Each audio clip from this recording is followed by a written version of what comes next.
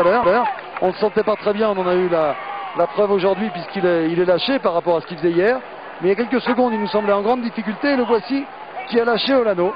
C'est une réaction de grand champion, c'est de l'orgueil, car ce n'est pas du grand Bjarne Riis aujourd'hui. Il était déshydraté tout à l'heure, peut-être qu'il a absorbé beaucoup d'eau et commence maintenant à se réhydrater. C'est dur pour...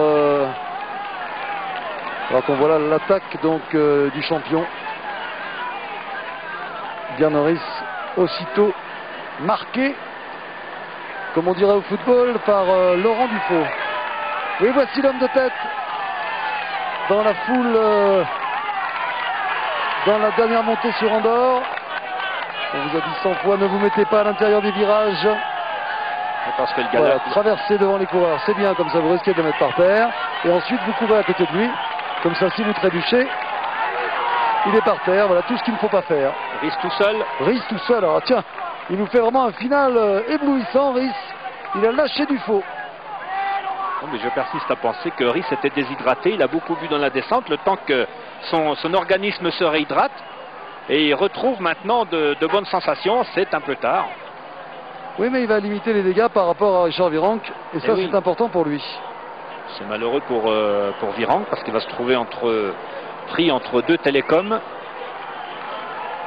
Voici Bjarne Riis, immense champion. Jan Ullrich. On a tellement parlé de Bjarne Riis l'an dernier. Ça fait 7h. Ouais, ça fait 7h52. C'est 7h43 de course. Et de commentaires. Jean-Paul Bjarne Riis réalise un numéro derrière. Un véritable numéro, mais il est à 2 minutes 44 secondes. 2,44 dernier chrono. Ah, ça veut dire qu'il y a une 30 entre Virenque Pantani et Bjarne Riis. Voici donc Virenque et Pantani qui ont encore perdu du temps sur Ullrich. Pantani qui relance pourtant. Et Richard va peut-être s'offrir sa deuxième place en 2 jours. Le kilomètre, j'ai l'impression que Ullrich a augmenté très nettement son avance dans ce final. Ce jour, ce 15 juillet 97, sera peut-être une date qu'il faudra retenir dans l'histoire du Tour de France. Du cyclisme. Oui, et du cyclisme. On est peut-être en train de signer un bail pour quelques années. C'est fort possible. Parce que ce qu'a fait Ullrich aujourd'hui, c'est du grand art.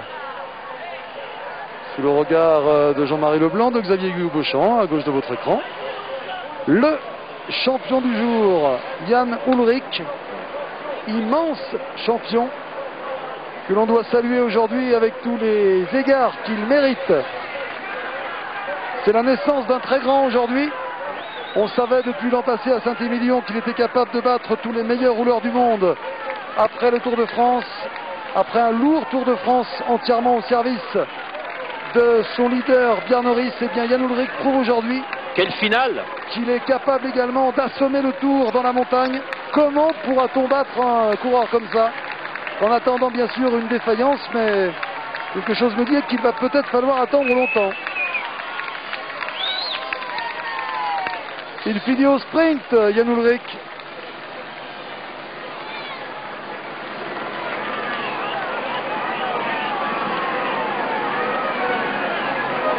Et à noter qu'entre Virenque et Riis, il y avait un petit écart.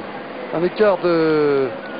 Non, entre Virenque et Escartine. Il faudra surveiller Escartine pour le général. Mais on verra tout à l'heure. Pour l'instant, saluons comme il le mérite l'arrivée de Jan Ullrich.